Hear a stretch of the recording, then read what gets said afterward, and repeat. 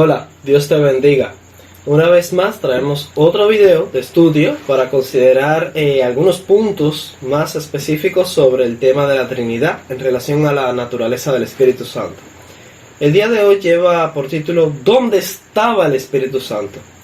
La razón de esta pregunta se debe a las siguientes citas del Espíritu de Profecía que voy a leer, que son sumamente interesantes.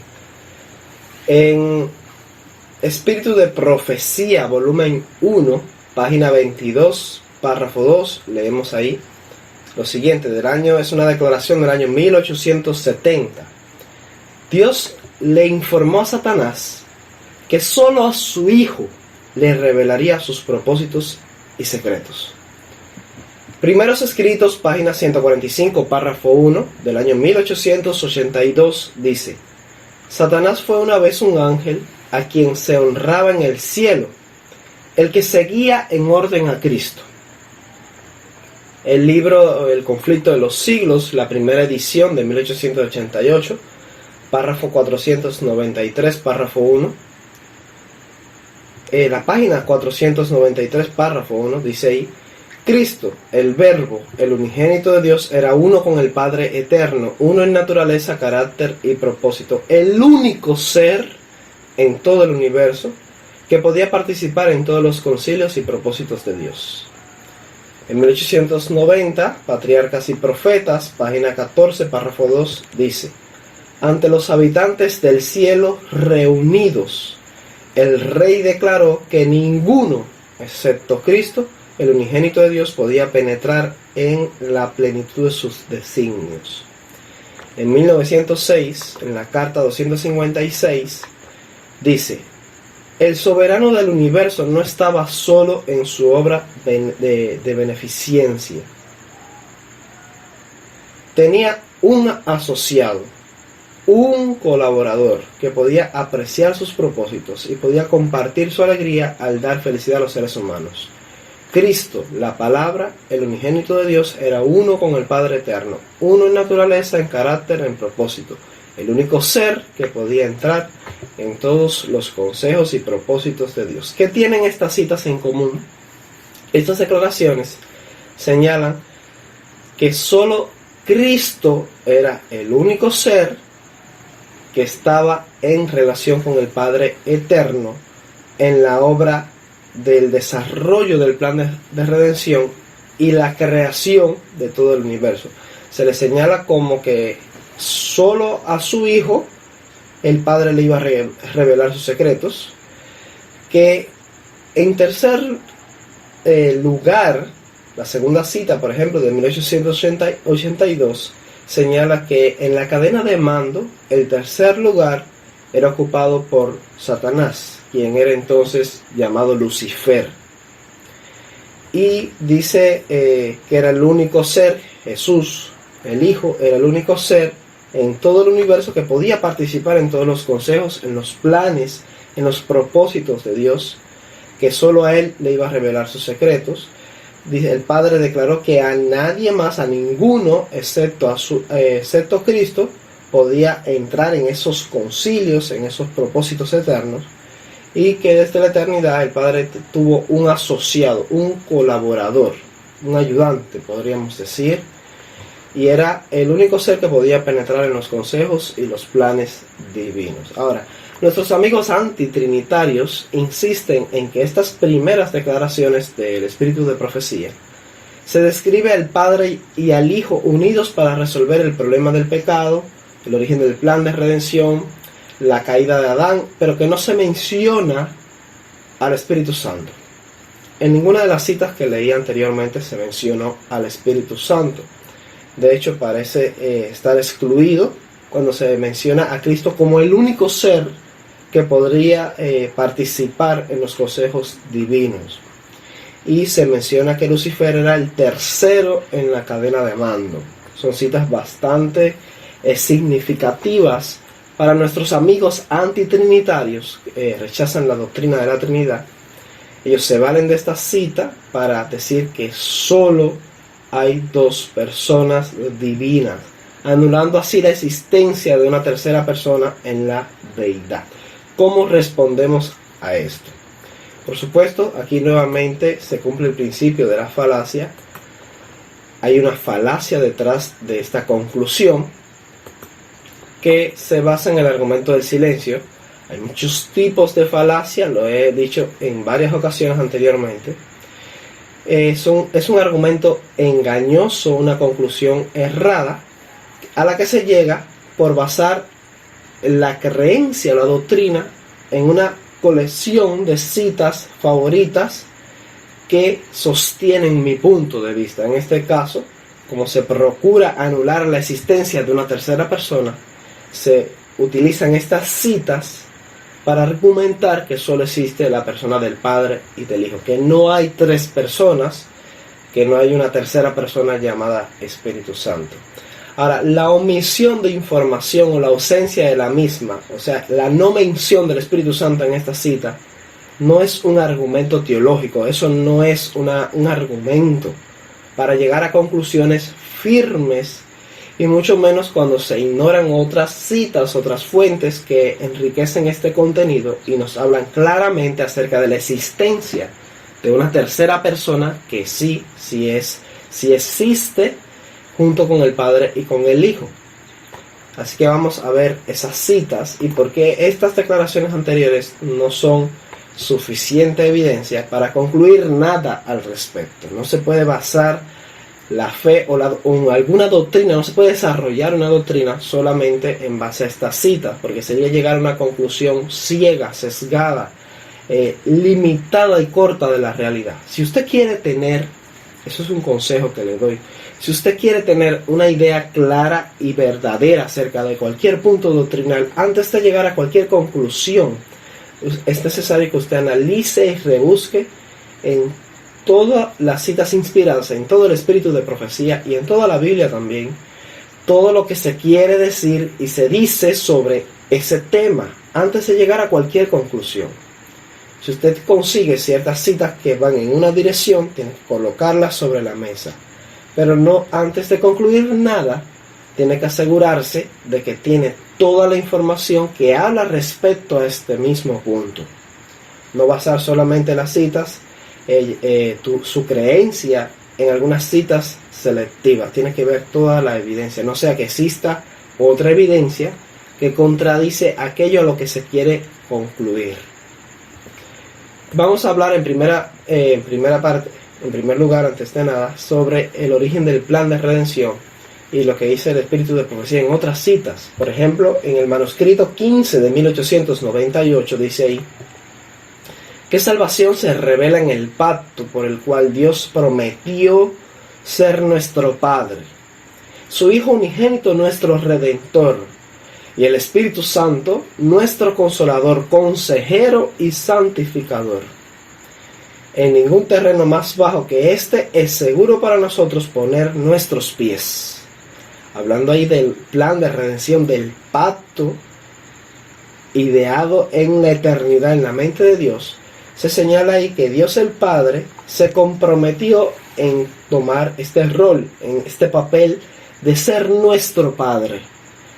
El Hijo unigénito se comprometió en ser nuestro Redentor. Él es el Redentor desde la eternidad. Ahora, no se habla ahí solo del Padre y del Hijo. Se menciona una tercera persona, dice, y el Espíritu Santo. ¿A qué se comprometió el Espíritu Santo? Él se comprometió a ser nuestro Consolador, nuestro Consejero y Santificador. Así que el Espíritu Santo, el papel de él es ser el Consolador, nuestro Consejero y Santificador. Obviamente se habla aquí en esta cita de bien temprana, desde el año 1898, la señora White comprendió por revelación divina que en el pacto eterno, en el plan diseñado por Dios desde la eternidad, había tres personas involucradas con tres diferentes roles: un rol de padre, un rol de hijo, que sería quien sería nuestro Redentor, y el tercer papel o rol sería jugado por la persona del Espíritu Santo al ser nuestro Consolador, Consejero y Santificador. Aquí queda claro. La siguiente cita aparece en el libro Consejos sobre la Salud, Yo la recomiendo leer en inglés, en la página 219, párrafo 2. Y es la carta 12 de 1901. La declaración es del año 1901. Dice ahí, la divinidad. Otro hecho interesante, si usted hace una investigación en el espíritu de profecía acerca de esta palabra, la palabra divinidad o deidad, se dará cuenta que en muchas citas ella reconoce, las citas, declaraciones reconocen e identifican que por divinidad ella identifica a las tres personas, Padre, Hijo y Espíritu Santo. La divinidad o la deidad, la eterna deidad, está compuesta por estas tres personas. Cuando se dice la palabra divinidad o deidad, se debe pensar tanto en el Padre como en el Hijo, como también en el Espíritu Santo, en estas tres personas. Ellos son la divinidad. Estos tres componen la deidad o la divinidad. Dice ahí, la divinidad se llenó de compasión por la especie caída, por la especie humana. Y el Padre, el Hijo y el Espíritu Santo se dedicaron a llevar a cabo el plan de redención. Así que el plan de redención era de conocimiento común del Padre, del Hijo y del Espíritu Santo. Estas tres personas diseñaron este plan de redención y se dedicaron a ponerlo en ejecución. En 1907, en manuscrito 139, leemos allí: el que no escatimó ni a su propio Hijo, sino que lo entregó por nosotros, ¿cómo no nos dará con él todas las cosas? Ante el universo del cielo se presentó el plan por el cual el hombre podría volver a tener una relación correcta con Dios. A cuantos quisieran recibir a Cristo como luz y su salvación, se les daría poder para llegar a ser hijos de Dios. Antes de que pudiera otorgarse ese don, la Iglesia del cielo se conmovió hasta sus insondables profundidades. De todos sus infinitos recursos, Dios dio el todo. ¿Para qué fue lo que Dios dice ahí? Los tres poderes representativos de la deidad. Normalmente se señala aquí cuál es la deidad. Estos tres poderes que representan a la deidad, a la divinidad, a Dios. Dios lo entregó todo el cielo. Fue en estos tres poderes representativos. ¿Cuáles son esos tres poderes? El Padre, el Hijo y el Espíritu Santo. Se comprometieron a llevar a cabo el plan de Dios para la salvación de la raza perdida. De esta manera el Señor ocupó plenamente al universo celestial en la obra de la redención. Cuán pocos comprenden y aprecian este sacrificio infinito. Según estas declaraciones del Espíritu de profecía, el Espíritu Santo sí estuvo allí cuando se trazó el plan de redención. Había tres personas involucradas en diseñar, trazar y llevar a cabo el plan de redención. No quiero con esto transmitir la idea de que la hermana White cambió de posición o cambió de parecer al respecto, pero sí que su conocimiento fue creciendo en la medida que a Dios le parecía bien revelar más luz y verdad respecto a este tema. Por eso en sus primeras citas iniciales no se transmite mucha información sobre la persona o la identidad del Espíritu Santo en la eternidad, en el desarrollo del plan de redención y el origen del pecado, porque esta información le fue revelada en los años sucesivos a la señora White.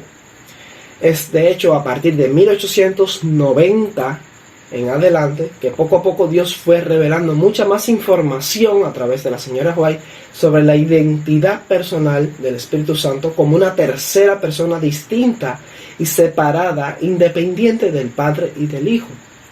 Esta luz no fue conocida desde un principio. De hecho, si nosotros hacemos un repaso histórico desde 1890, vamos a buscar todas las citas del Espíritu de profecía acerca del Espíritu Santo y vamos a encontrar esta colección. A continuación, a un resumen.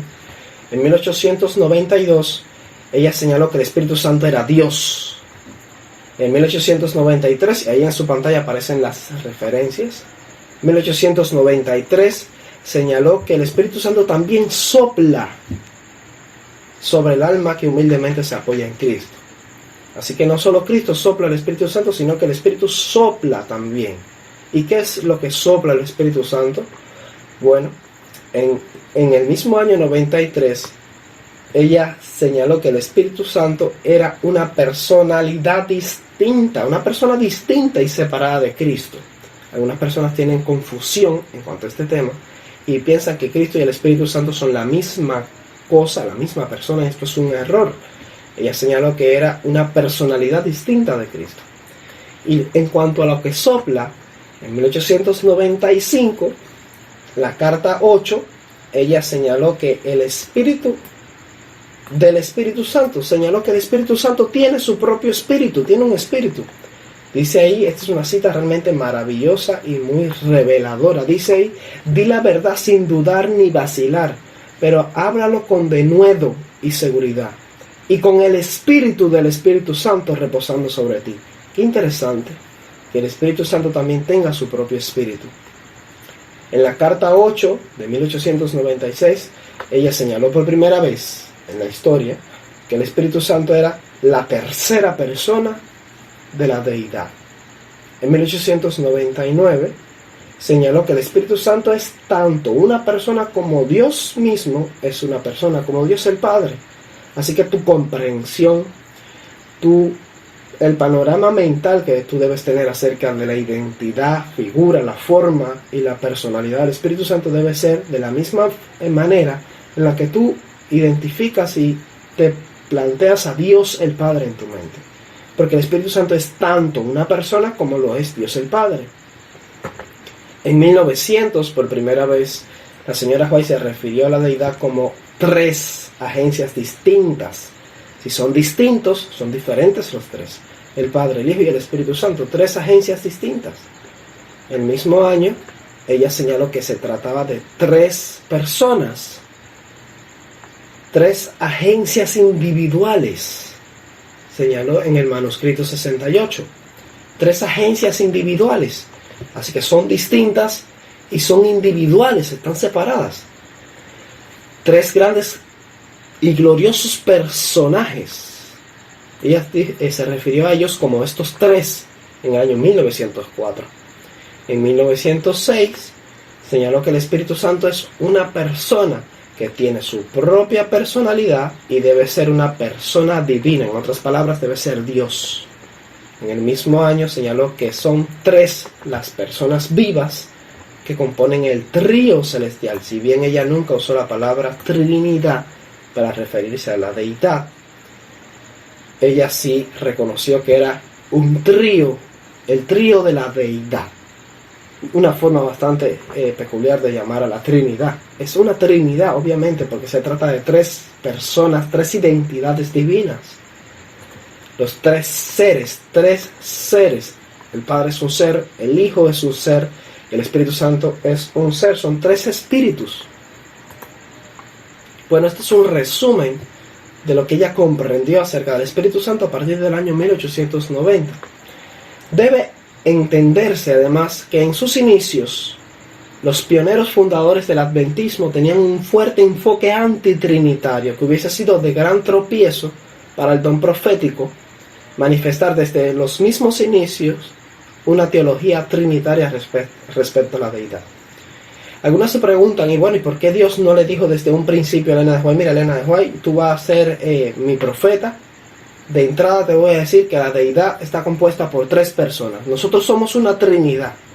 Ve y díselo a toda la iglesia. En realidad el don profético no funciona de esta manera. Mucha luz, mucha información fue revelada paso a paso, mientras la iglesia estaba siendo amoldada, recibiendo forma como Dios el Padre, que es el alfarero de la iglesia, del pueblo de Dios, como lo fue del pueblo de Israel en el Antiguo Testamento. Él nos compara como una vasija de barro y nos va dando forma poco a poco. Él va revelando luz poco a poco. Por ejemplo, muchas verdades fueron siendo conocidas con el paso del tiempo acerca del sábado, la reforma pro salud, que vino ya en 1863 en adelante, y la luz fue progresiva. Y Dios tuvo a bien revelar mucha más información a partir de 1890 sucesivamente hasta que Elena de White murió acerca de este tema. No corrigió desde un inicio los conceptos antitrinitarios que tenían muchos dirigentes y teólogos y pioneros adventistas en cuanto a este tema. Dios fue paciente y compasivo con nuestra iglesia y fue revelando luz poco a poco. Dios habló de la mejor manera a un pueblo que iniciaba su crecimiento aún en la luz. Los estudiantes deberían tener en cuenta que no existe una sola cita, esto es lo que nunca se va a encontrar.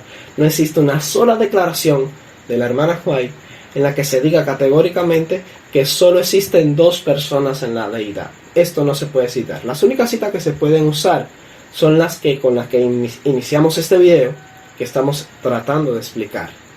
Esas citas son usadas para dar a entender que Elena de White creía que solo había dos, pero hemos visto claramente varias evidencias que demuestran que no solo hay dos, que hay tres personas en la deidad, y el Espíritu Santo es esa tercera persona.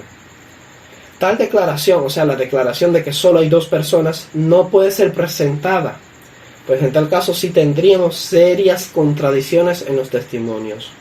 La no mención de una tercera persona en la divinidad en cierto número de declaraciones iniciales de la hermana White no niega la posibilidad de la existencia de un tercer ser divino, del Espíritu Santo, porque como les explicaba al principio, la no mención de una tercera persona, o sea, la omisión de cierta información, no es evidencia concluyente. No es suficiente para llegar a alguna conclusión acerca de la existencia del Espíritu Santo como una tercera persona. El hecho de que no se le mencionó allí no anula la evidencia que existe en cuanto a su existencia. Más tarde en la historia, la hermana White fue muy clara y enfática al marcar la existencia de tres personas divinas involucradas, tanto en el origen del plan de redención como en su desarrollo y ejecución.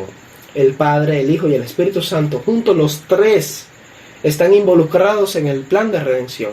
Y eso lo podemos leer en estas declaraciones que voy a leer a continuación, acerca de las tres personas de la divinidad a partir del año 1900. En el manuscrito 57, ella señaló que son tres personas, el Padre, el Hijo y el Espíritu Santo. En el manuscrito 92, señaló que son las tres grandes personalidades. En la carta 205 de 1901, habla acerca del bautismo y en el nombre del Padre, del Hijo y del Espíritu Santo, y los reconoce como los tres grandes poderes personales, las autoridades del cielo. En 1904, manuscrito 45, los llama los tres grandes y gloriosos personajes. En 1906, como dije anteriormente, se le señala como el trío celestial. Y en el mismo año, ella en una sola oración del manuscrito 139 reconoció dos veces que son tres personalidades. Así que claramente podemos observar aquí que en los orígenes del plan de redención existen tres personas divinas involucradas. Dios el Padre, Dios el Hijo y Dios el Espíritu Santo están mancomunadamente comprometidos en nuestra salvación y santificación. No son dos personas, sino tres. No podemos desarrollar una doctrina en base solamente a cierto número de citas selectivas que validan nuestras opiniones. Esto es un error. Antes de poder tomar una posición sobre algún tema específico, deberíamos averiguar todo lo que la inspiración ha dicho al respecto, ya sea que lo expuesto nos apoye o contradiga nuestra idea acariciada. Y finalmente, tomar una decisión que armonice con todas las evidencias presentadas, sin contradecir, sin echar a un lado o ignorar o tapar ahí, guardar en el baúl algunas citas que no nos gusten, pues la palabra de Dios nunca se contradice. Ahora, acerca de más evidencia, voy a compartir algunas más evidencias de cómo estas tres personas de la Trinidad están involucradas en el plan de redención. En el manuscrito 11 de 1901 dice ahí la hermana White: nuestra santificación es la obra del Padre, del Hijo y del Espíritu Santo. Así que la obra de santificación es una tarea de las tres personas de la deidad. En el manuscrito 144 señala acerca del bautismo, que también ahí están involucradas las tres personas. En 1902, la carta 200 dice: estos tres grandes poderes se comprometieron a trabajar en nuestro favor mientras nos esforzamos por vivir la nueva vida en Cristo, la vida cristiana.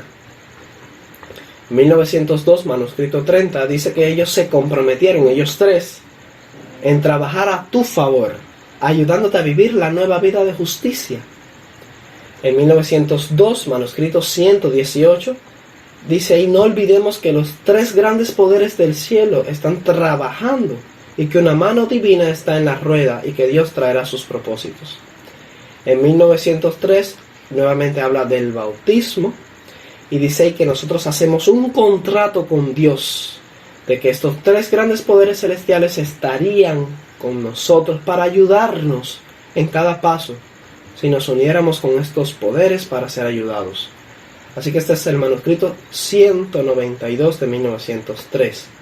Ahí vemos claramente cómo se desempeñan estas tres personas en el desarrollo del plan de redención para redimir a la raza humana y colaborar con los agentes humanos para que puedan recibir la salvación. En la primera carta del año 1904 dice: manténganse donde los tres grandes poderes del cielo puedan ser su eficiencia, y los menciona ahí por nombre. Y así sucesivamente. Usted puede leer todas las citas que he colocado aquí en la pantalla. Son citas hermosas y una evidencia abrumadora acerca del papel que desempeñan estas tres personas en el desarrollo del plan de redención. El error de muchos adventistas está en concluir alguna idea teológica sobre cuestiones doctrinales en base a un estudio superficial de algún tema. Se valoran solo algunas citas selectivas, algunas declaraciones de la hermana White que parecen ir en una sola dirección, sin buscar un poco más allá, y nos detenemos ahí en una idea que podría no ser la más correcta cuando vemos toda la fotografía desde una distancia más amplia. Es solo cuando valoramos toda la información que finalmente podemos llegar a una conclusión que sea basada bastante correcta, basada en toda la evidencia existente. Siempre rogando a Dios que nos ilumine, que nos ayude a ser personas humildes, que nos ayude con su Espíritu Santo a tener y encontrar la verdad. Estas dos citas son maravillosas, las que vamos a leer a continuación. En la revista Señales de los Tiempos, 8 de marzo del año 1910, leemos que el Espíritu Santo, como tercera persona que es en la deidad, es un agente libre, activo e independiente. Es una persona libre, activa e independiente, la tercera persona de la deidad. En el manuscrito 158, y esta es una cita que encontré recientemente, nunca había leído esta cita, pero es una cita preciosa y maravillosa. Dice en el año 1904, manuscrito 158, nuestro Padre está en los atrios celestiales, pero no nos ha dejado solos, o sea, no estamos solos, hay alguien que nos acompaña. Dice, Él ha enviado, o sea, el Padre ha enviado su Espíritu Santo a esta tierra. Ahora dice a continuación, debemos creer en la agencia del Espíritu Santo, así como creer en el Padre y el Hijo. Así que, si bien son ciertas todas estas declaraciones iniciales que leímos acerca del Padre y el Hijo, y debemos creer en el Padre y el Hijo como dos personas distintas, individuales, independientes, que son divinas, también debemos creer de la misma manera en el Espíritu Santo como un agente libre, independiente, activo en la deidad, implicado en el desarrollo del plan de redención desde la eternidad, cuando se inició el pecado. Dice, en nuestro bautismo bajamos al agua y fuimos bautizados en el nombre del Padre, del Hijo y del Espíritu Santo. Hicimos un juramento solemne, y estos tres poderes supremos del cielo se comprometieron a nuestro favor para que fuéramos vencedores. Yo creo que es una cita maravillosa y aquella persona que sea humilde y receptivo ante la verdad tendrá que reconocer la veracidad de esta declaración. Ahora, para terminar, voy a hacer unas breves explicaciones.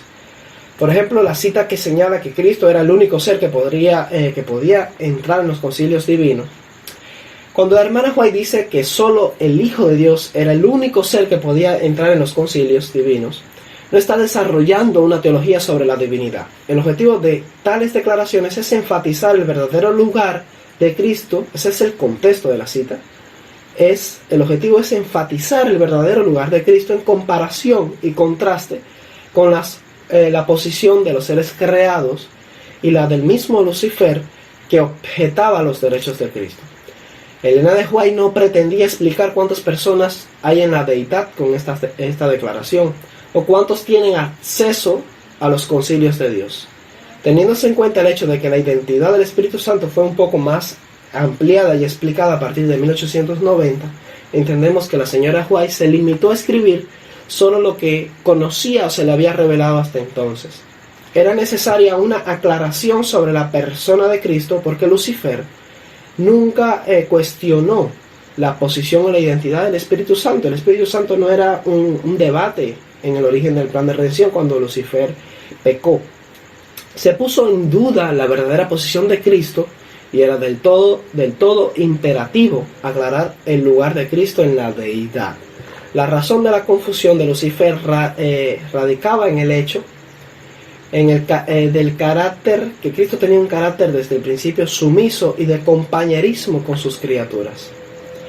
Esta actitud de Cristo, que se ve desde la eternidad, no era la actitud asumida ni por el Padre ni por el Espíritu Santo. Esto confundió un poco a Lucifer, quien pensó ser igual a Cristo en autoridad y posición, lo cual hizo necesaria la aclaración por parte de Dios de que solo el Hijo tenía derecho al acceso de todos los concilios de Dios en relación con todas las criaturas del cielo y el mismo Lucifer. Esto, por supuesto, no anula la existencia de otro ser personal, el Espíritu Santo, que escudriña hasta lo profundo de Dios, dice la palabra de Dios, quien siempre estuvo en la mente de Dios y ocupando el mismo puesto de autoridad, y que por supuesto también podía participar como ser integrado en la divinidad en todos los concilios eternos. El Espíritu Santo es la tercera persona de la divinidad y eso no se puede rechazar. Otra explicación es acerca de Lucifer como ocupando el tercer lugar en el orden, en la jerarquía en el cielo. La cuestión del por qué Lucifer es mencionado como el siguiente en la cadena de mando en el cielo después de Cristo no tiene por qué llevarnos a la conclusión de que no existe una tercera persona divina. Tal conclusión se basa en la presuposición de que el Espíritu Santo, por ser la tercera persona de la divinidad, como dicen otras citas, tiene que obligatoriamente ser el que sigue a Cristo en la cadena de mando y no Lucifer. Entonces, cuando leen ellos la cita de que era Lucifer el que seguía a Cristo en la cadena de mando, comienzan las dudas acerca de la existencia o de la identidad del Espíritu Santo como una persona independiente y separada del Padre y el Hijo. Desde el principio, Cristo fue el agente encargado de representar a la Trinidad. Él fue escogido en los tiempos eternos antes de la creación de los seres inteligentes para llevar adelante los planes divinos de redimir a todo el universo. De modo que en la cadena de mando el Hijo jugó siempre un papel de sumisión a la autoridad del Padre y del Espíritu. Fue la persona del Hijo el escogido para hacer frente al problema del mal y del pecado. Así, de esta manera, Dios diseñó el cielo con un orden establecido en el que Cristo ocupaba el segundo al mando tras Dios el Padre. En tercero quedaba Lucifer, pero no por esto debemos desaparecer o difuminar la identidad o la existencia de la tercera persona de la divinidad, el Espíritu Santo. El Espíritu Santo muy bien podía ocupar y compartir el mismo lugar de Dios, de Dios el Padre, en el mando, o simplemente no ocupar ningún lugar en esta cadena y servir a los propósitos de Dios de una manera diferente que no tenemos revelada. Nosotros siempre con nuestra mente limitada seguimos una línea lógica y creemos que porque el Espíritu Santo es la tercera persona de la deidad, debería ocupar entonces el tercer lugar en la cadena de mando. Pero esto no tiene por qué ser así. Que Lucifer sea señalado como el tercero en la cadena de mando después de Cristo, pues no implica que el Espíritu Santo no exista. El Espíritu Santo puede ocupar el mismo lugar del Padre, el mismo puesto en el primer lugar, o simplemente no estar confinado a ese orden de poder en la cadena de mando en el cielo. Solo podemos conjeturar y especular un poco al respecto, ya que no hay mucha información revelada, pero lo que sí no podemos borrar es todas las evidencias que hemos presentado el día de hoy, que hablan claramente acerca de la existencia eterna y la deidad del Espíritu Santo. El Espíritu Santo es Dios en persona y esencia, es la tercera persona en la Trinidad. Hay un trío celestial. Que Dios te bendiga, espero que este video haya servido, haya sido de tu beneficio y ayuda. Maranatha.